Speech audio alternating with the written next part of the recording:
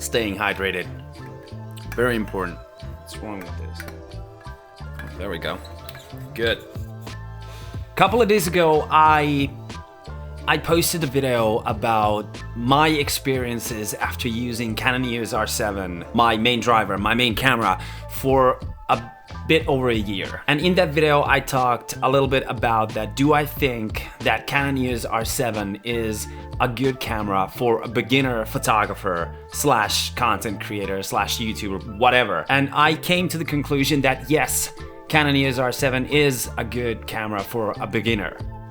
But after I posted that video to Canon EOS R7 user group on Facebook, I had this one comment that stated simply that Canon EOS R7 is not a beginner camera. And with this comment, I beg to disagree a little bit. And I do have to state that I have no beef with the person who wrote that comment. I am not upset about that he posted that. I don't have any argument or any fight with that person. Everybody's entitled to their opinion, but I want to make my opinion about that matter very clear, and why I even considered that is Canon R7 a good camera for a beginner. The comment stated that R7 is not a beginner camera. It is a professional Super 35/APS-C sensor camera, but it's got the A+ mode, which beginners can start out with, just like most other cameras. Beginner camera usually doesn't have 2 SD card slots or C-Log 3 with 422 video settings. Nope, that is Pro setting. Yeah, that is true. Most entry-level cameras do not have those features. That is true. I do not argue with that. But the way I think is that every camera is a beginner camera. Every single camera out there, and I'm not talking about cinema cameras, which take a whole lot more time to learn how to use, but a basic camera like the Canon EOS R7, R3, R5, you name it. Every single camera is a beginner camera as much as it is a pro camera. I am very strongly against the idea that a beginner should buy a $500 camera or a $300 camera, which is the entry-level camera, just because they're beginners, just because they're just starting out and they cannot justify for themselves to buy a pro camera. That is my opinion. Every single beginner should always start with a little bit better camera than what they justify for themselves because of their level. And there's a good reason for that. During my 20 years of photography, I have seen so many beginners quit photography altogether because they bought that entry-level camera with a crappy lens because they couldn't justify to buy a better camera. And after that, they got frustrated because they could not get the results they wanted. They could not get the results that they saw online, on Instagram or wherever. They got frustrated. And the worst part is that after they have bought that entry-level camera, they can get better results with their iPhone.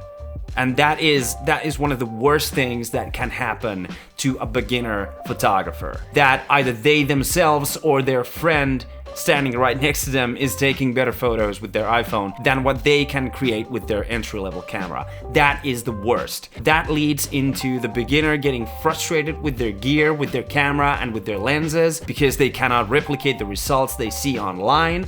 That leads up to the camera collecting dust in the shelf, and eventually the death of the enthusiasm that they had for photography in the first place. That led into them buying that camera in the first place. And I don't want that to happen. I don't want any beginner photographer quit photography because they get frustrated since they cannot get the results that they want. That is why I always tell every beginner to buy a little bit better camera and a little bit better lens, even though it costs a bit more money. Now, the camera manufacturers usually have 3 categories for their cameras. First is the entry level, then comes the semi-pro / prosumer, and then comes the pro Pro, which in Canon cameras goes that the R5 and R3 are Pro cameras, R6, R7, so on, they're the prosumer cameras, and R100, R50, and so on are the entry-level cameras. But this categorizing of these cameras to Pro cameras, to prosumer cameras, and to entry-level cameras, it doesn't mean that a beginner should not or couldn't buy the Pro camera or the prosumer camera as their first camera. Because no matter which camera you buy, no matter if it's the R100, R6, R7 or R3, the basics of photography are always the same. You will have to know what exposure, aperture and ISO are, and you will have to know how they work in that triangle, how they affect the photo. You will have to know that regardless of the camera that you buy.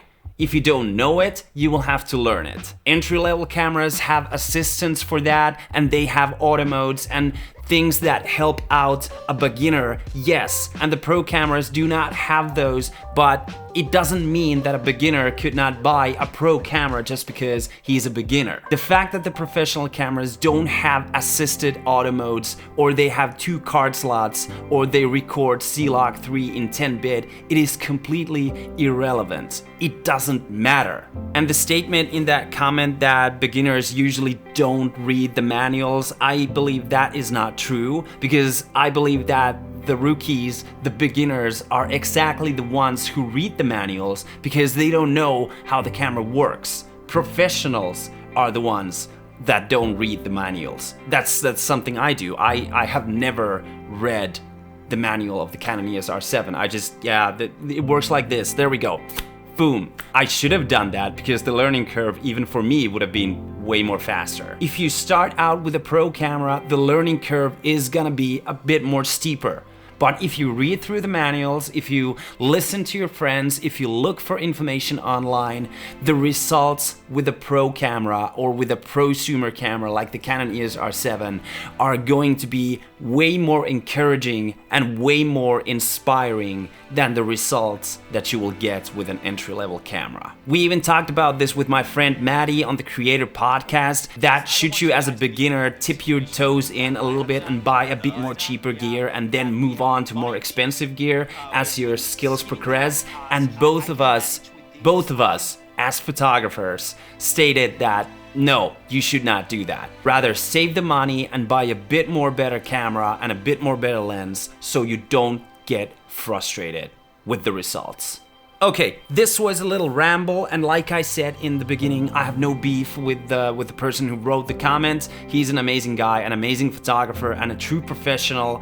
I have no beef with him, but I just wanted to clear out a little bit my opinion about that comment, and a little bit, you know, just to inspire you guys to think that even though you are a beginner photographer, it doesn't mean that you have to buy and you have to be satisfied with an entry-level camera. You don't. You can buy whatever camera you want, and I encourage you to always buy better gear than what your skill level is, because I don't want the entry-level camera to limit your learning with your skills and with your photography. That's all I have for you guys for this video. Hope you enjoyed it. If you did, hit the like button, subscribe if you have not done so already. I am here to inspire and motivate you guys to get out there and create, take photos, make videos, and thanks so much for watching.